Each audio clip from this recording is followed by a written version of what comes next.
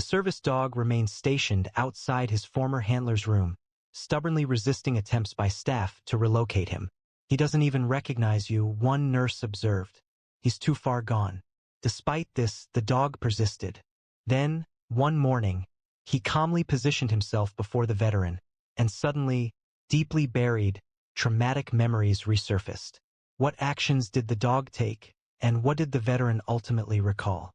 Please subscribe and leave a comment indicating your location. Let's begin. The VA psychiatric facility's fluorescent lights created stark shadows as Sergeant Thomas Grady gazed blankly out the window. 6 months had elapsed since his transfer from Walter Reed, but time felt insignificant within the mental fog he experienced. The sound of rain on the window reflected the scattered recollections that briefly appeared, then vanished before he could hold onto them. "Good morning, Sergeant Grady," a voice said from the entrance. Dr. Elaine Monroe stood there with his file, her demeanor carefully empathetic. "How are you feeling today?" Thomas didn't respond. "The same as yesterday, Doc." His voice held the strained quality of a man who had recently been giving commands above the sound of weapons fire. The mark along his jawline was just an outward sign of the IED's impact. The real harm was hidden beneath his skull, where memories had been broken like glass. "Your latest scans show continued physical healing," Dr. Monroe began, settling into a chair. "Spare me the medical details," Thomas interrupted. 6 months of tests, and all of you can tell me is that I should remember. But I don't." These sudden shifts from clarity to disorientation had become a defining feature of his condition. He shifted abruptly, first displaying the bearing of a soldier, then becoming agitated, seemingly overtaken by disjointed memories without explanation. "You served as a sergeant in the 5th Special Forces. 3 tours in Afghanistan, injured 6 months ago in Kandahar," she pointed out, reiterating their established routine. "So you keep telling me," Thomas responded, a hint of frustration in his voice. "But it's just words. I don't feel it." The medical personnel approached Thomas with care. 3 orderlies had been injured during his previous episodes. His physical strength had returned more quickly than his mental stability, making him a potential hazard when combat memories elicited reactions without a clear connection. Dr. Monroe had accepted his case after 2 prior psychiatrists requested transfers. While others perceived a liability, she identified a distressed veteran caught between recollections and a loss of awareness. "Today we are going to attempt a different approach," she stated. Thomas laughed, a sound laced with cynicism. "Another quick fix?" Dr. Monroe responded, "Not at all. An unforeseen package has arrived for you. It seems to be from the past." A disturbance in the East Corridor caused people to notice as a uniformed officer guided a Belgian Malinois through security. The dog's ears stood up suddenly, its eyes fixed on Thomas from 30 yards away. Before the handler could respond, the Malinois pulled forward, drawing the officer a few steps. "Heel," the handler ordered firmly. Something about the command heel made Thomas feel a strange tremor, although he couldn't remember why. As staff gathered around the visitors, he withdrew to his room. Shortly after, Dr. Monroe arrived at his door, carrying a file. "Sergeant Grady," she said, "there's someone who might be of interest to you. A military working dog named Valor. These documents indicate he served as your canine partner for 14 months in Afghanistan." Thomas looked without expression. "I have no recollection of a dog." Dr. Monroe acknowledged, "That's understandable considering your current state, but Valor's handler has records confirming he was your assigned partner during your final deployment." "My partner?" Thomas repeated, the words feeling unfamiliar. "That's impossible. I would remember that. Would you?" Dr. Monroe asked softly.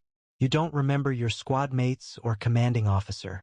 Before Thomas could answer, a disturbance arose in the hallway. The Malinois had broken free and raced to Thomas's door, ears forward, body vibrating with energy. "Get that thing out of here," Thomas shouted, stepping back.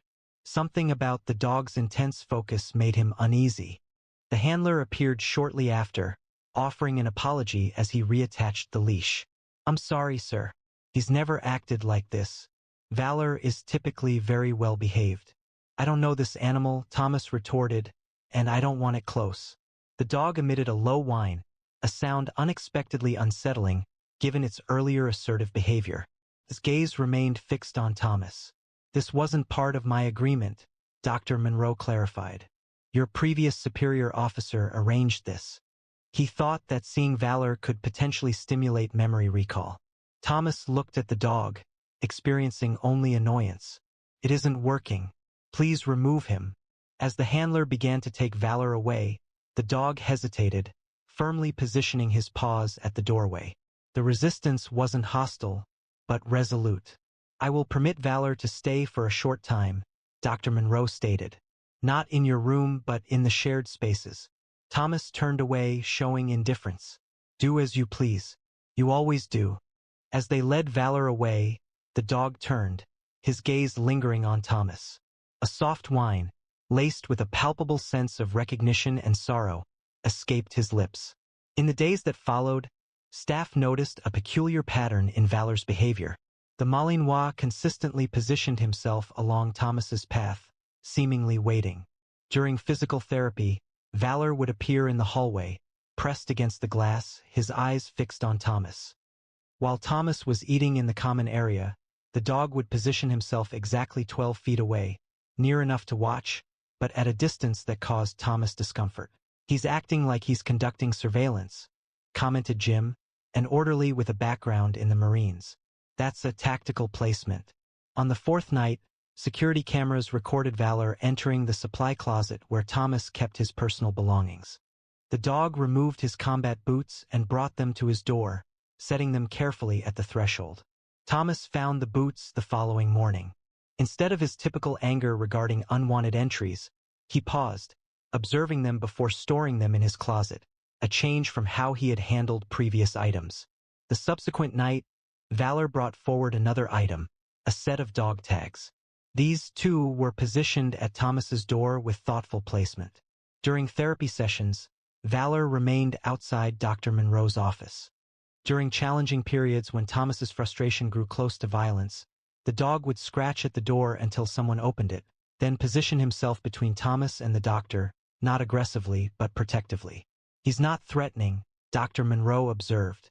"He's intervening, attempting to calm Thomas." Particularly insightful were unguarded moments. Surveillance footage showed Thomas watching Valor from his window. Personnel observed him possessing the dog tags Valor had provided, a personal link he was unwilling to admit. By the second week, the equilibrium between Thomas's opposition and Valor's continued efforts started to weaken. The critical moment occurred during a group therapy session Thomas had hesitantly participated in. 5 veterans were sharing experiences about their returns from war. When another veteran recounted losing his closest friend, it sparked a sudden, intense flashback in Thomas. "Get down!"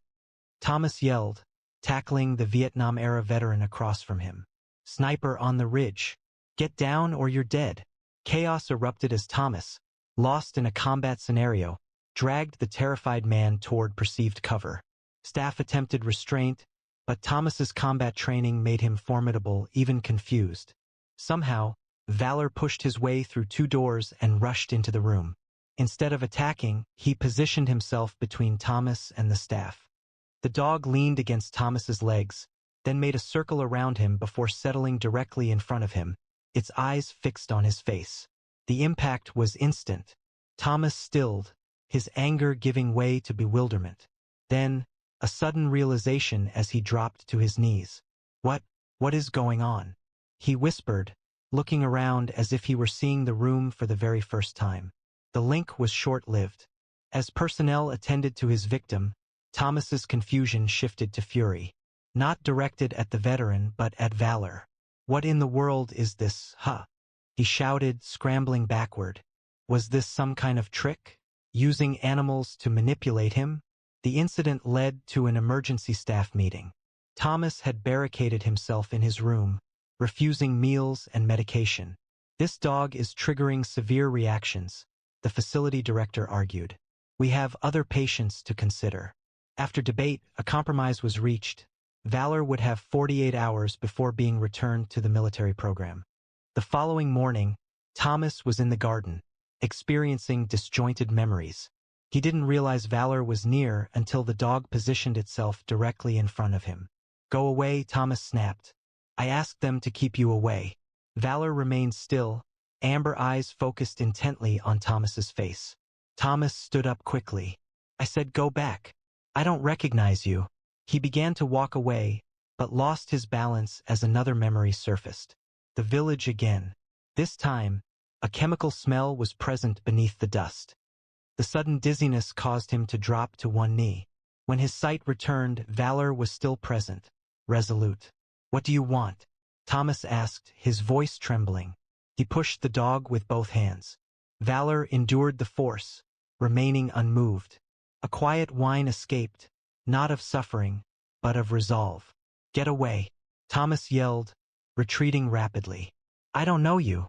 I don't remember you. His back struck the garden wall. Thomas slumped down, drawing his knees to his chest protectively. The weight of his circumstances overwhelmed him.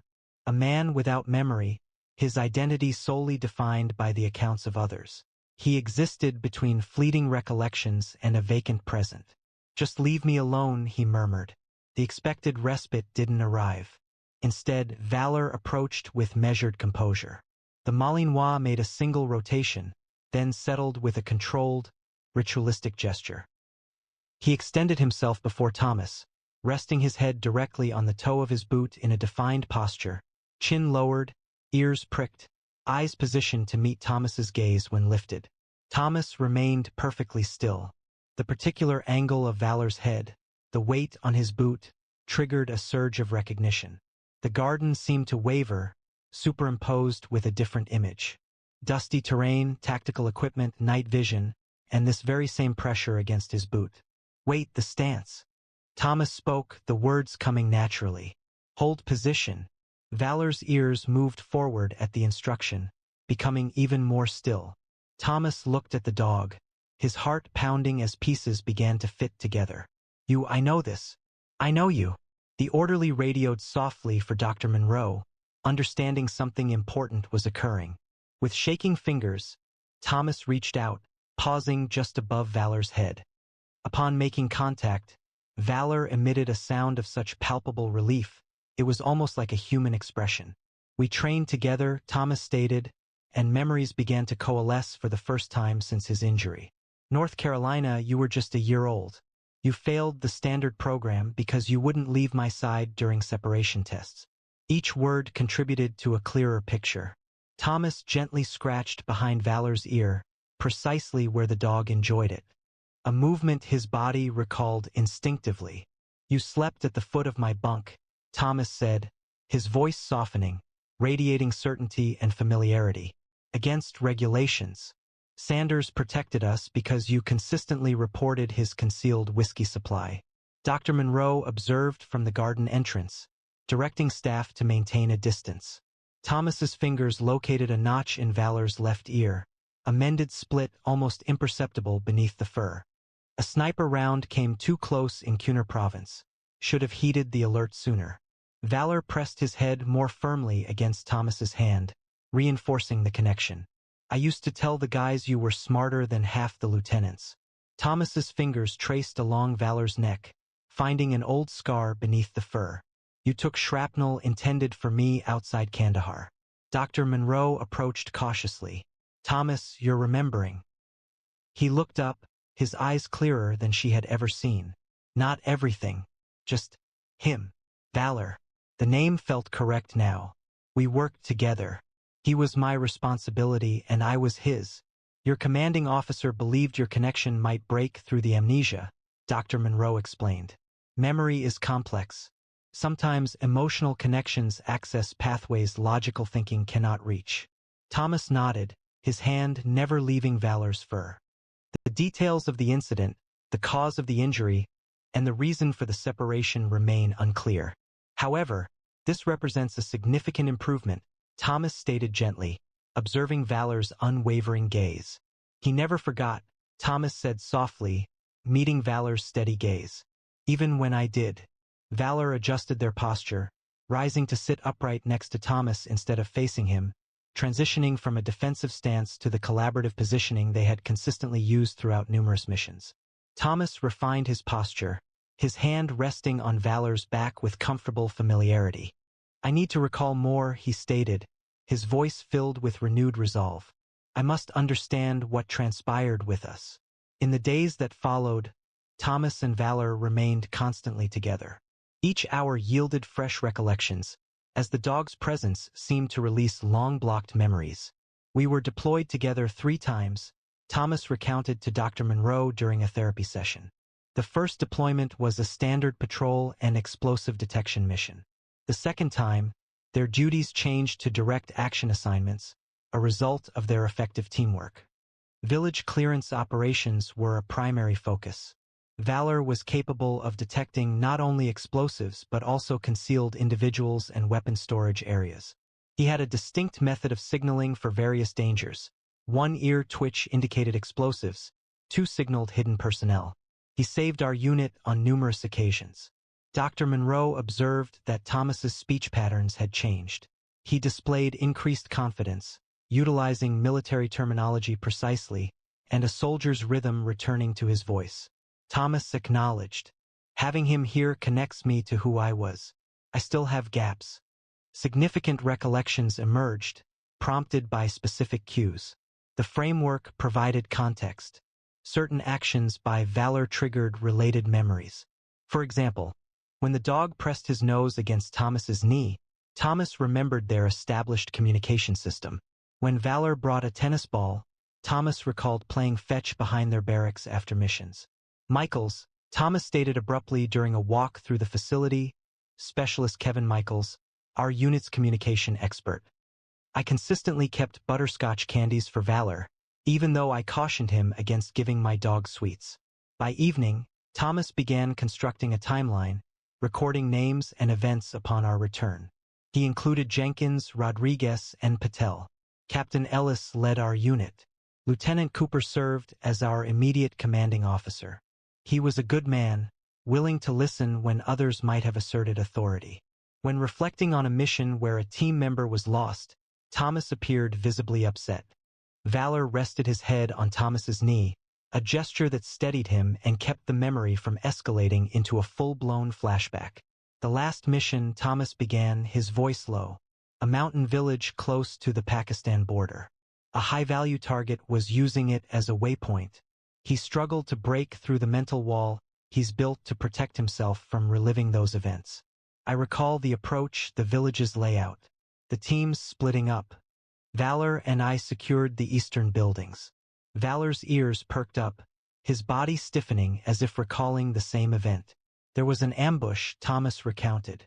It wasn't arbitrary, they were anticipating our arrival. The coordination was exceptional. Someone had compromised our operation. His breathing accelerated. Gunfire erupted from numerous locations.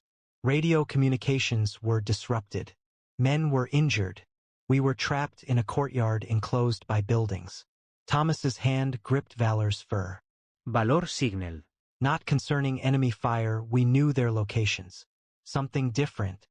He continued attempting to obstruct my way, issuing the explosive signal, but he denied it with a head shake. That's where the memory breaks apart once more. I recall his warning. Then, only noise, pressure, and darkness. That's sufficient for today, Dr. Monroe stated kindly. You've achieved significant advancement. The key moment occurred when a delivery truck backfired in the parking lot. The sound reverberated through the recreation room where Thomas was playing chess. He crouched, pulling the other veteran down, scanning for threats. "AD!" he shouted, completely consumed by memory. This time, the memory played out with perfect clarity. We had cleared 2 buildings, Thomas explained later. Valor pressed against his side. Michaels and Cooper were pinned down. Ellis was coordinating extraction. Valor and I were moving to provide support when heavy fire erupted. His hand instinctively went to a scar on his arm. We reached the stone wall, and that's when the situation changed. Thomas explained that Valor's behavior altered, moving from measured alerts to frantic efforts to prevent our progress. He repeatedly issued the explosive warning, but I wasn't detecting the expected triggers. There was no disturbed earth, no visible wires. His voice tightened. I initially believed he was disoriented by the gunfire. I instructed him to advance twice, and twice he declined a behavior he had never exhibited before. Valor emitted a soft whine, seemingly recalling the event. Rodriguez was in distress, requesting assistance. I issued the instruction, authorizing movement, disregarding Valor's caution. Thomas momentarily closed his eyes. I directed him to provide healing, employing the command that bypasses his safety protocols. During the process, Valor violated procedure entirely. He attacked me, clamping onto my tactical vest, attempting to pull me back. I felt a surge of anger, believing his training had failed. I instructed him to release his grip and resume his task. Thomas's voice lowered. He complied with that final instruction. However, his posture indicated a problem.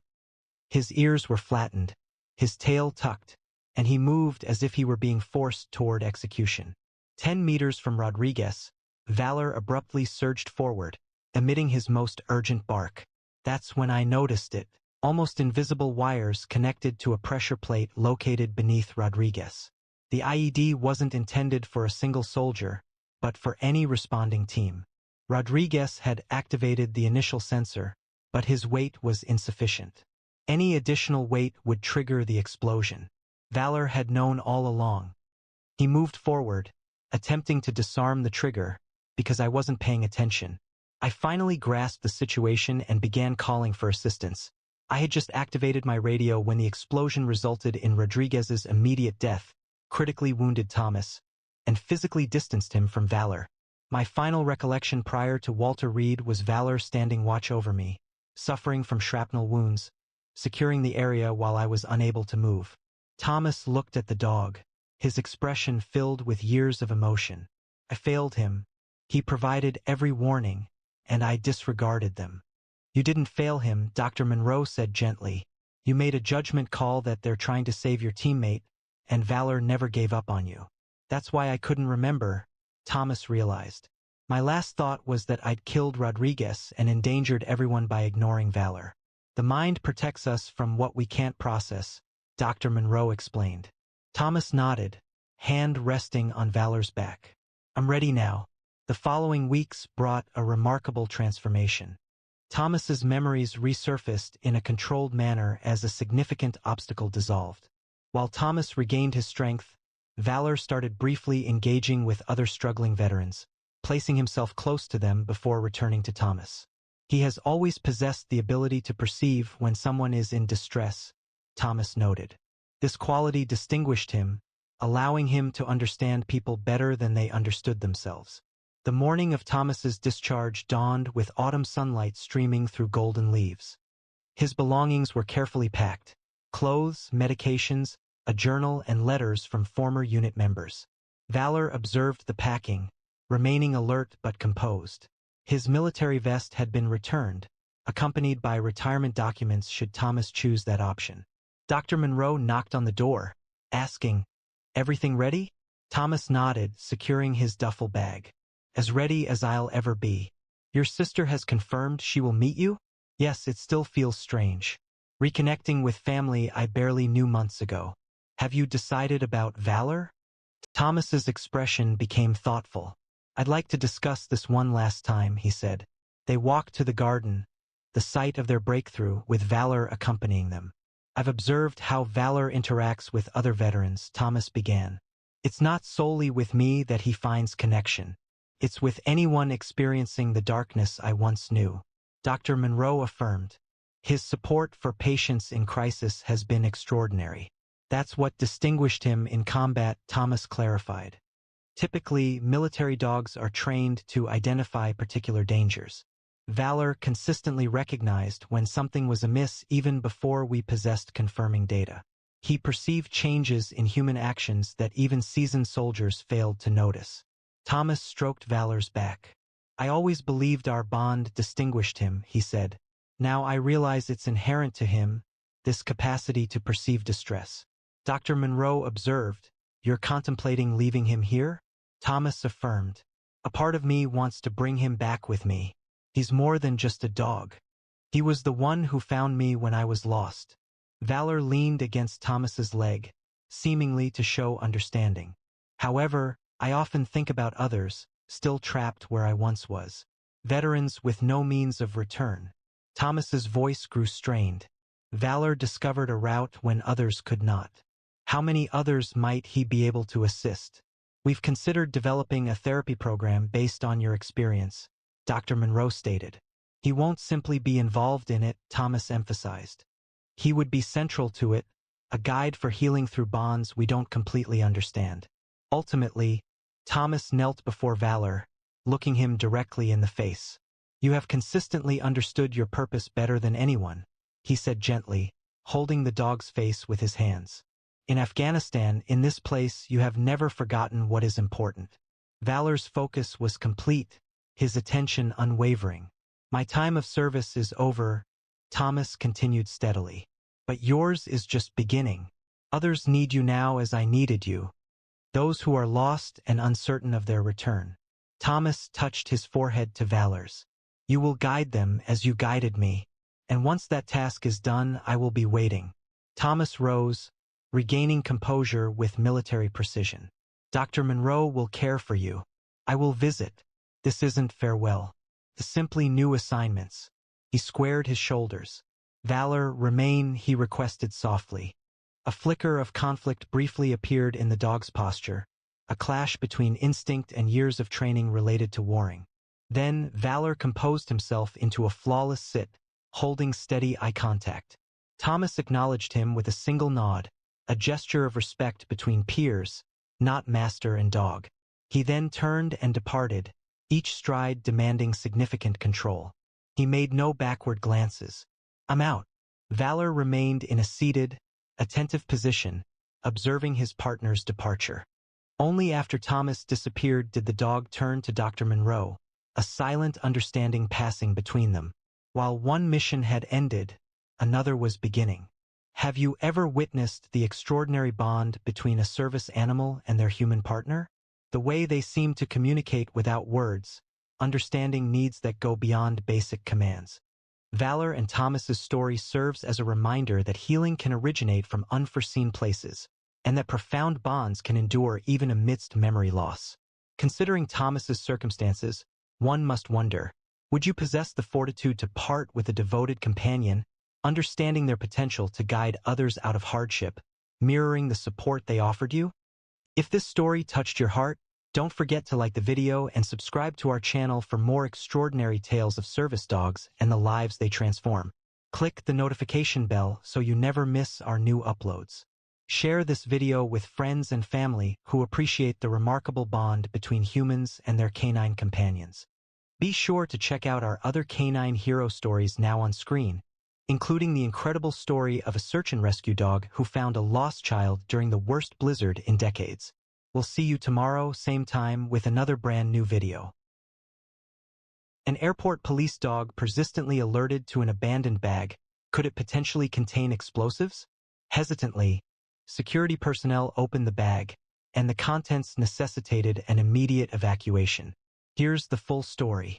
Before we proceed, please share in the comments below where you're watching from. And if you enjoy compelling police dog stories such as this one, remember to subscribe to stay updated on future content. A sterile glow from the fluorescent lights of Terminal 5 at O'Hare International Airport illuminated the polished floors as travelers rushed by, pulling rolling suitcases and carry-ons. A continuous hum of activity filled the air, punctuated by announcements over the PA system and conversations in a mix of languages. It was just past 7 a.m. As the morning international arrivals began to arrive, bringing the usual atmosphere that Officer Benjamin Linus knew from his 6 years with the airport's K-9 unit, Benjamin straightened his dark blue uniform jacket, his badge reflecting the overhead light as he observed the increasing crowd. Beside him, Lexus, his Dutch Shepherd partner for 4 years, stayed in perfect heel position, his dark eyes carefully examining the constant flow of passengers. Another day in paradise, huh, boy? Benjamin murmured, briefly scratching behind Lexus's alert ears. The shepherd leaned into his touch before returning to his vigilant posture. Morning, Linus, Officer Teresa Wong called from her post near customs. Lexus looking sharp today. Benjamin nodded in greeting. Just finished training recertification yesterday. Passed with flying colors. As usual, Security Director Melissa Harrington's voice crackled through Benjamin's radio. Attention all units. We are experiencing increased passenger volume in Terminal 5 today because of rerouted flights from Milwaukee. Please maintain a visible presence near checkpoints. Copy that, Benjamin responded, already adjusting their patrol route mentally. K9 Unit 7 will cover the east side checkpoints. Just another day at O'Hare, he thought. Routine, predictable, secure. As they turned the corner towards the less crowded international departures area, Benjamin noticed a subtle shift in the tension of Lexus's leash, the first sign that this day would be anything but ordinary. The change in Lexus's behavior was slight but unmistakable, a sudden, focused alertness that altered his usual patrol posture into something more intense. The shepherd's ears moved forward, his tail straightened, and his nose began working more intensely, taking in the air with increased urgency. "What is it, boy?" Benjamin asked softly, immediately noticing his partner's change in behavior. Lexus pulled gently on his lead, guiding Benjamin towards the eastern wing of the International Departures Terminal, a section currently undergoing renovation and less crowded than the main concourse. Early morning light poured in through large windows, revealing dust motes suspended in the air above the section with restricted seating. Benjamin surveyed the area, trying to understand what had caught Lexus's attention. The space was largely unoccupied, with only a handful of passengers asleep in chairs or absorbed in their electronics. Initially, nothing seemed out of place, but then Lexus abruptly moved towards a row of seats along the wall, his focus fixed on something located underneath them. The item was a bag, a medium-sized black duffel with no visible identification tag. It was positioned perfectly centered under the middle seat, partially hidden from a quick glance, but fully visible from their present viewpoint. Benjamin's training engaged instantly. "Secure," he instructed, and Lexus remained perfectly still, keeping his attention on the bag. However, something seemed unusual about Lexus's behavior. During training for explosive or narcotic detection, Lexus exhibited distinct alert behaviors, a passive sit for explosives and active pawing for narcotics. This was an anomaly. The dog's body was stiff with tension, and a low, sustained growl emanated from his throat, a sound Benjamin had seldom heard from his usually calm partner. "Lexus, check," Benjamin instructed, initiating the inspection signal. Rather than approaching the bag and indicating as he had been trained to do, Lexus retreated several steps. His growl deepened. His tail was now completely straight, hackles slightly raised, a posture unlike his usual alert stance. A passing custodian noticed them and began to approach. Benjamin raised his hand, stopping the man. "Sir, please step back," he ordered calmly but firmly. As if reacting to the newcomer, Lexus suddenly emitted 3 sharp, staccato barks, a sound so unlike his usual alerting behavior that it sent a chill down Benjamin's spine. Maintaining focus on the bag, Benjamin activated his radio. "Control, this is K9 Unit 7 at Terminal 5, East Wing, Section C. I have an unattended bag exhibiting atypical K9 alert behavior. I request backup and implementation of area evacuation protocol." The dispatcher replied, "Copy that, K9 Unit 7 security personnel are on their way. Commence standard abandoned bag protocol." Benjamin then began clearing the surrounding area, speaking with a firm but controlled tone to avoid causing alarm. "Esteemed guests, please gather your possessions and proceed calmly to the main concourse. Security personnel will guide you from that location." As the last non-employees left the area, a security team arrived, led by Lieutenant Jack Cassidy, the airport's senior security officer. His characteristic worried expression intensified as he evaluated the scene. "What's the situation, Linus?" Cassidy inquired, gesturing towards the bag. "Unattended bag, sir. No discernible markings, placed intentionally beneath the chairs." Cassidy's gaze moved to Lexus, who stayed focused on the target, their body rigid. "Your dog providing an unexpected alert?" Benjamin responded, worry clear in his tone. "This isn't his standard explosive alert, nor is it a narcotics detection. I'm not familiar with him behaving in this manner." Cassidy's face grew stern. "Unfamiliar with this reaction? What is the significance of that? He should be alerting or he shouldn't be."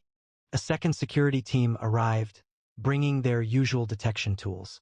The lead technician, Raj Patel, started preparing a portable X-ray machine, observing Lexus with a professional gaze. "Let's examine what's inside before we decide anything," Cassidy instructed. "Sir, Benjamin insisted. I've been working with Lexus for 4 years. When he behaves like this, there's a valid explanation."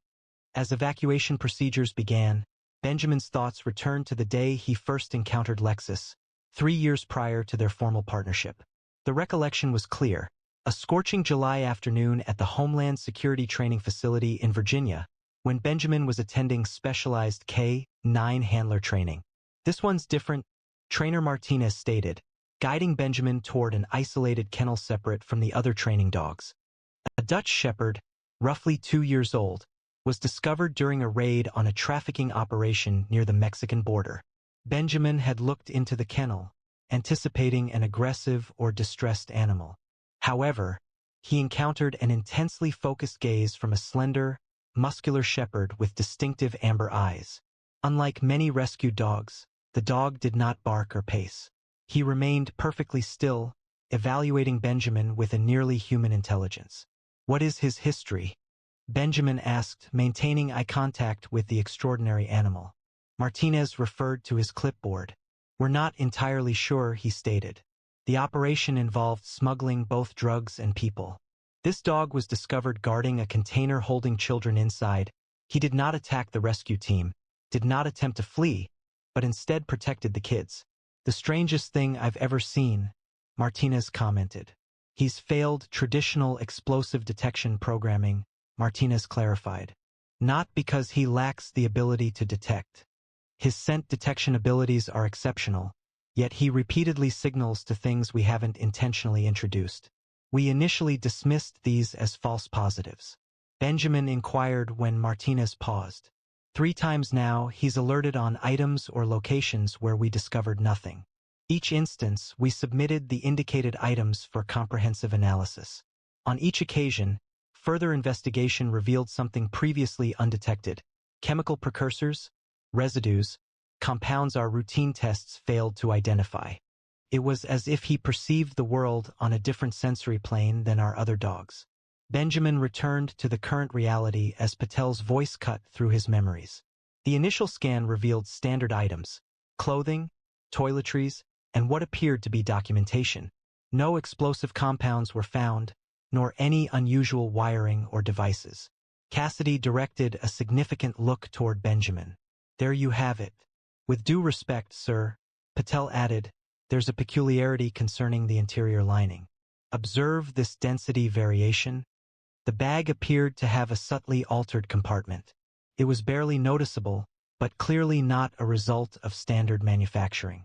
Benjamin felt a sudden feeling of unease as he noticed Lexus looking at him, seemingly confirming his suspicions.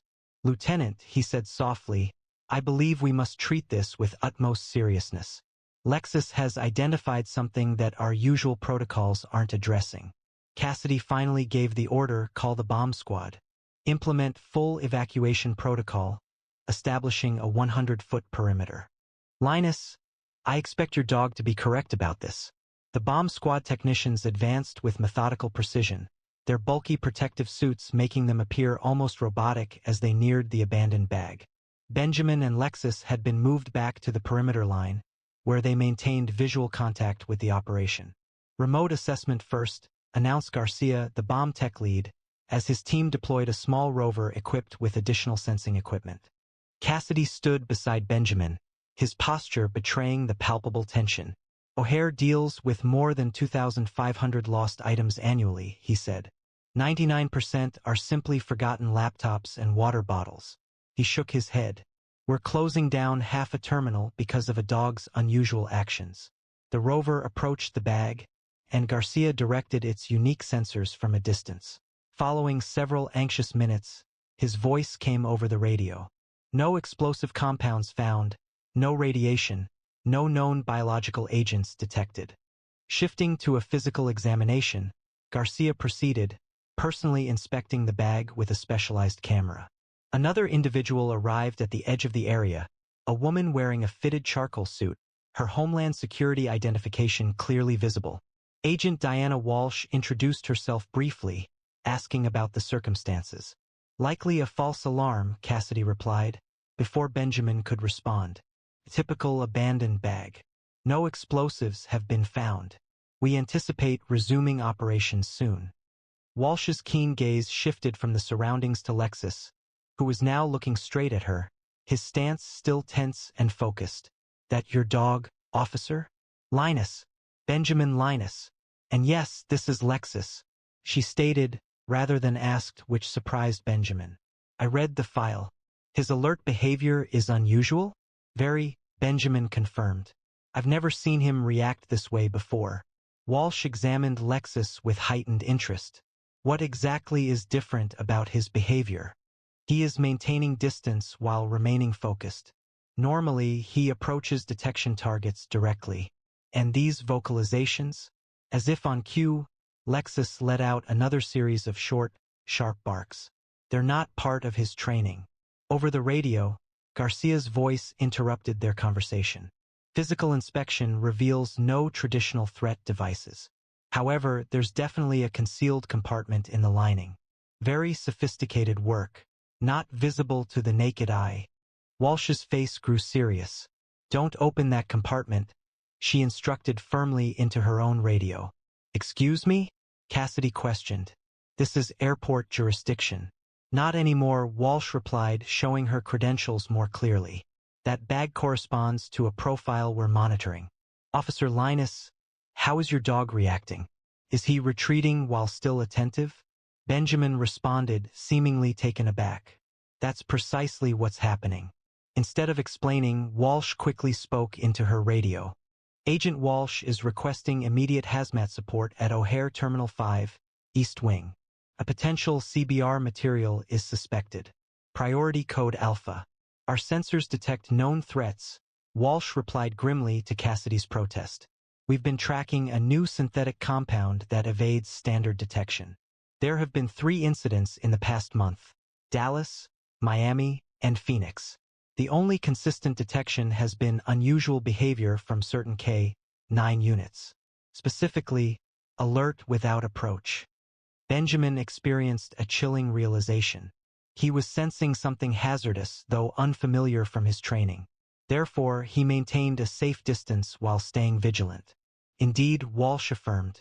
"And should it prove to be what we suspect, your dog may have potentially saved hundreds of lives."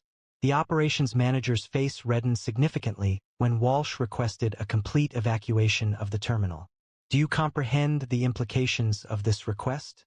This situation involves potentially disrupting travel for thousands of people and causing millions in lost revenue." "I understand perfectly," Walsh stated, her voice steady but with an unmistakable firmness.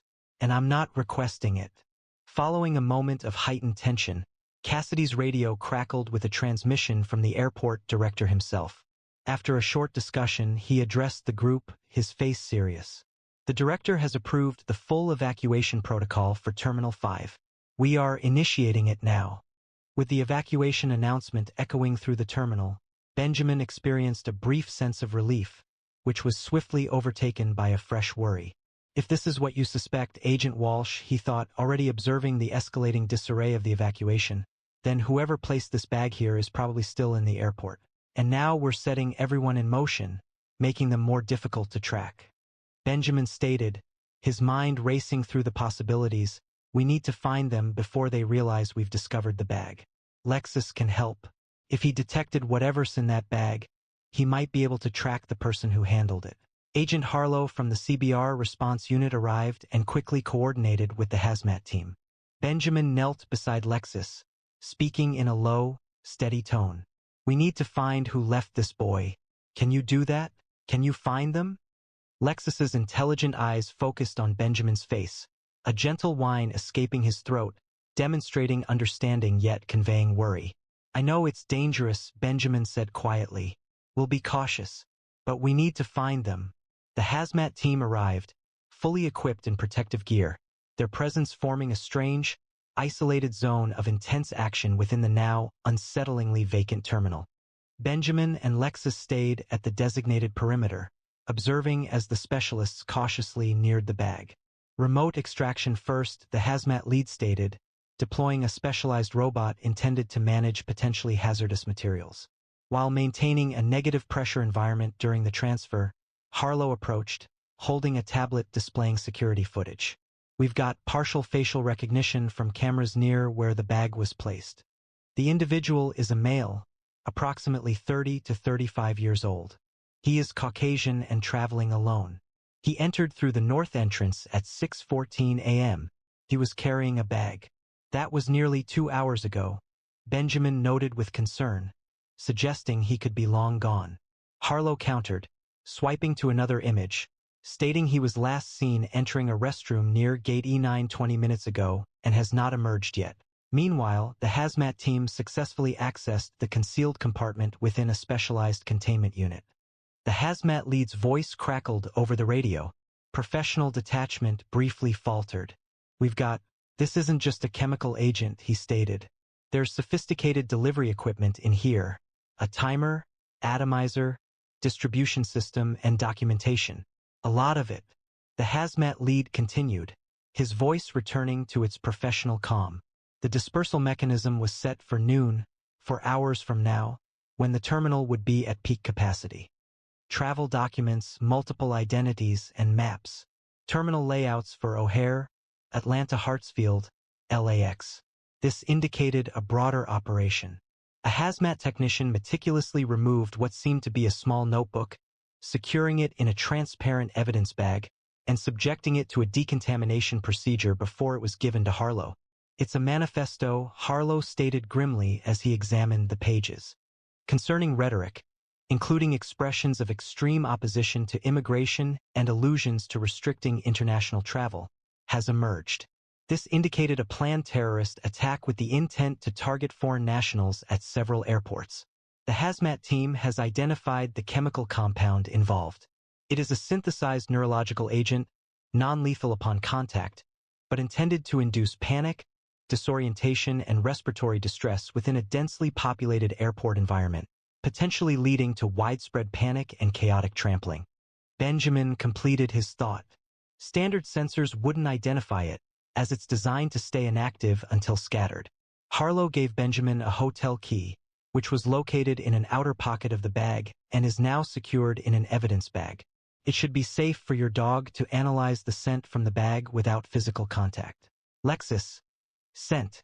Benjamin instructed, holding the sealed bag close to the shepherd's nose without opening it. Lexus inhaled deeply, then looked at Benjamin, attentive and prepared. Locate him. Benjamin gave the signal, and they proceeded into the terminal's interior, where their suspect might still be concealed. Lexus advanced with focused determination through the evacuated terminal, his nose working constantly as he followed the scent from the hotel key card. Benjamin kept a steady tension on the lead, allowing his partner sufficient freedom to work while remaining connected to his movements.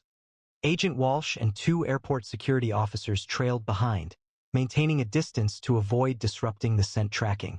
The deserted terminal, usually filled with activity, provided a disturbing scene for their pursuit.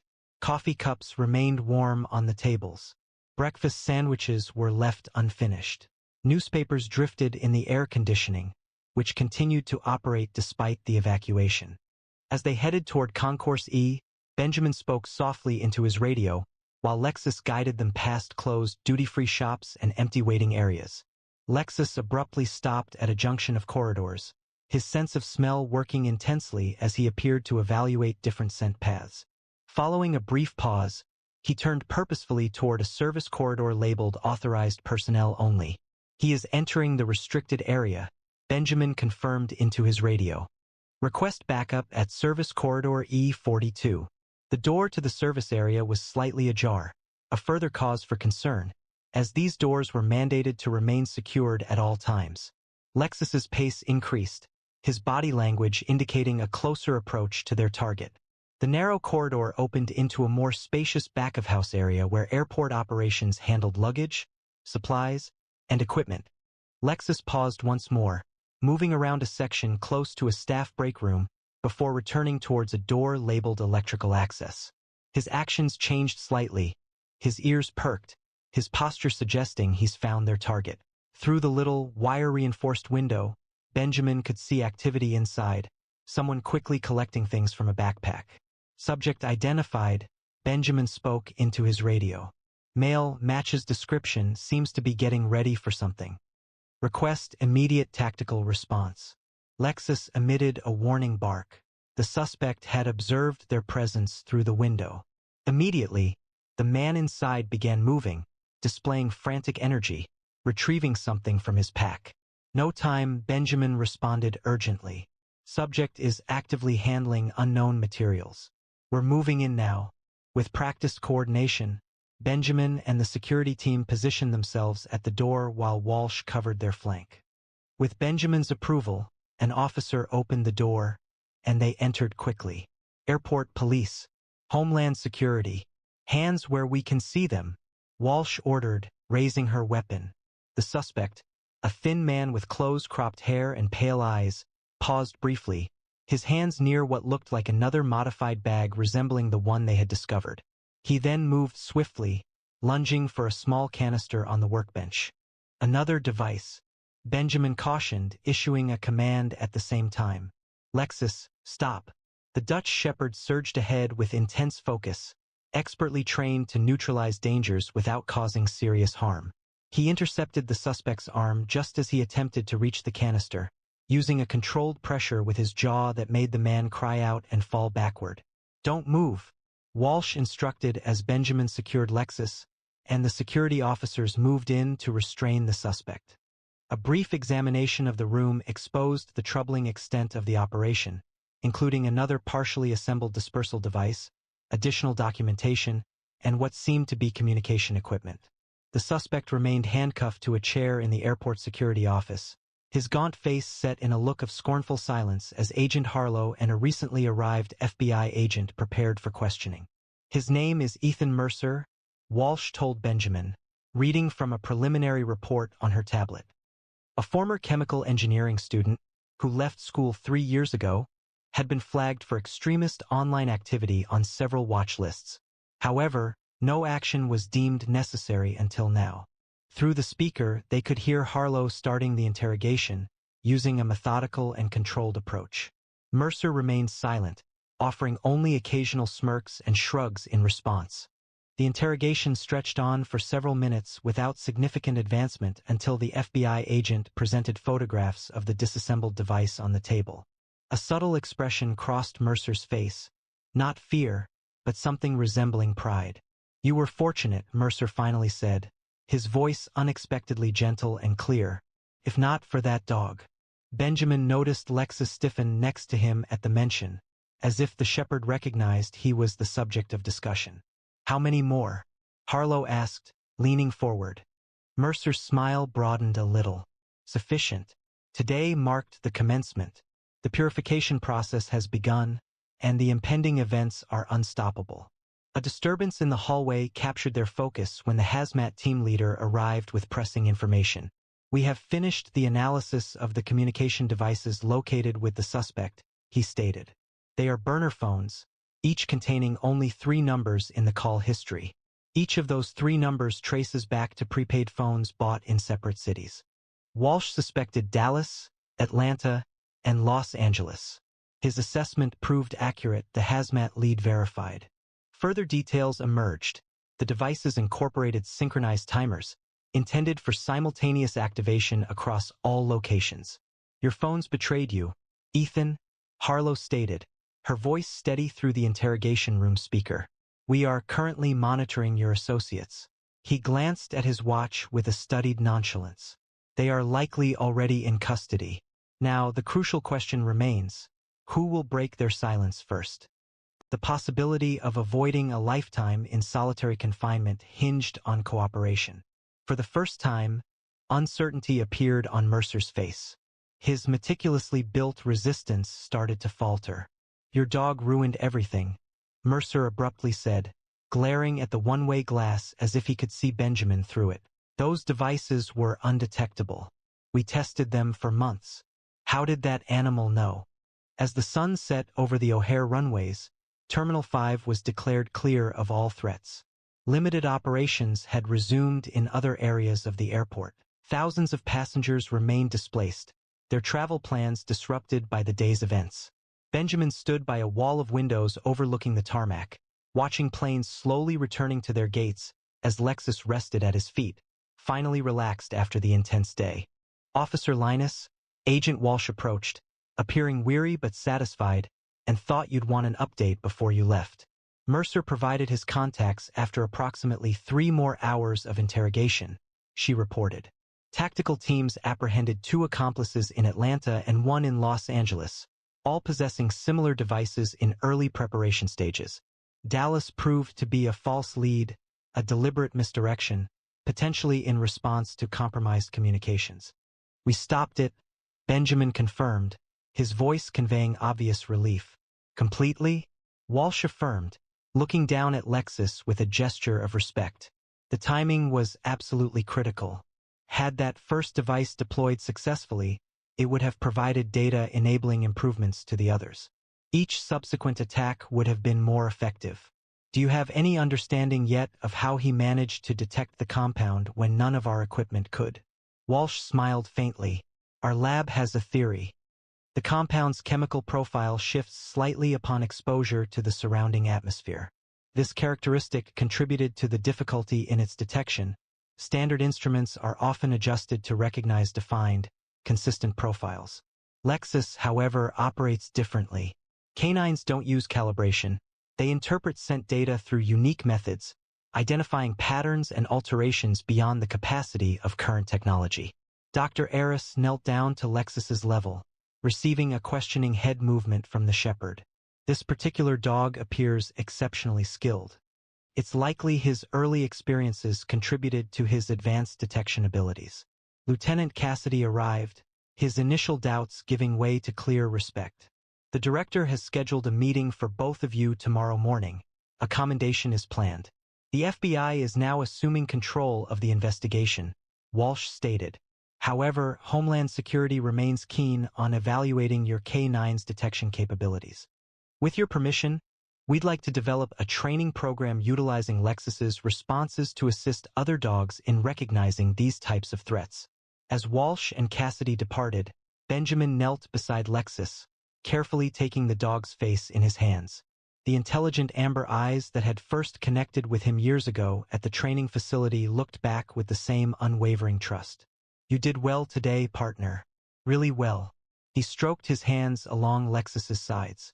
A final check was performed to ensure there were no signs of distress or exposure. Finding none, the lead was reattached to the tactical collar. Let's go home. As they walked through the terminal, which was gradually reopening, Benjamin thought about how many near misses in his career had depended on split-second decisions and instinctive reactions. But today had been different. Today focused on the deep trust developed between Handler and K9 through years of collaboration, a connection that went beyond training manuals and standard procedures. What Lexus accomplished couldn't be duplicated by technology or documented in reports. It represented the peak of natural aptitude, specialized training, and something more intangible, a nearly instinctive ability that some remarkable working dogs appeared to have. Benjamin had consistently trusted his partner's skills, but today had solidified that trust into something absolute. No matter what difficulties they encountered moving forward, they would confront them as a team, their partnership strengthened by the experiences of today. The following morning would involve reviews, paperwork, and probably numerous inquiries regarding Lexus's distinctive detection abilities. For tonight, Benjamin felt satisfied, knowing that many travelers would return home safely to their families, completely unaware of how narrowly they had avoided disaster, and how a Dutch shepherd with amber eyes had stood between them in the midst of chaos. Have you ever experienced a moment when an animal perceived something that humans completely missed? Animals often possess remarkable abilities that science is still trying to understand. This story highlights how vital these instincts can be in critical situations. We are interested in hearing about your experiences with animals that appear to possess more understanding than the humans nearby. Considering you were in Officer Linus's position, would you have believed your canine partner's atypical behavior, despite technology and protocols indicating no danger? It requires significant courage to support a partner's instincts when others advise caution. Can you recall a time when you made a tough choice relying on your gut feeling instead of data? Working dogs, such as Lexus, contribute to saving many lives daily across the globe due to their remarkable skills and commitment. Do you have personal encounters with service animals or working dogs that impressed you with their intelligence and abilities? Please share your stories in the comments below. Inspired by Lexus's incredible story today? Don't miss our next video. Subscribe and enable notifications. We release another unforgettable story of heroism and dedication from the world's most extraordinary canine officers every day at the same time. Give a like if you think these four-legged heroes deserve more recognition for their life-saving work. We think you'll enjoy this video if you love dogs or are interested in canine units. Please see our previous stories, which are appearing on the screen now. And remember, behind every great police dog is a partnership built on unwavering trust and communication. We'll see you again tomorrow at the same time with another amazing canine story.